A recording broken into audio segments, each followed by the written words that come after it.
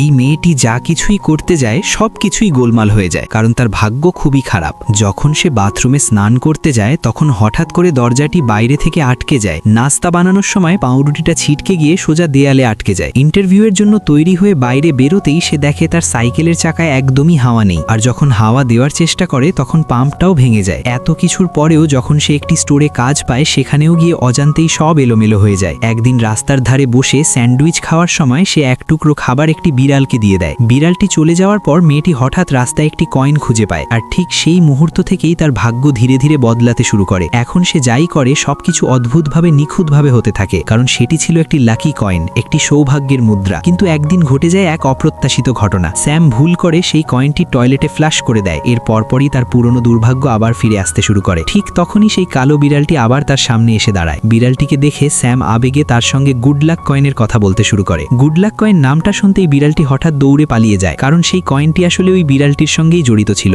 মেয়েটি তখন বিড়ালটির পিছু নিতে শুরু করে, যদি আবার কোনোভাবে নিজের ভাগ্য ফিরিয়ে আনতে পারে, কিন্তু বিড়ালটি প্রতিবারই কৌশলে তার চোখের আড়ালে চলে যাচ্ছিল।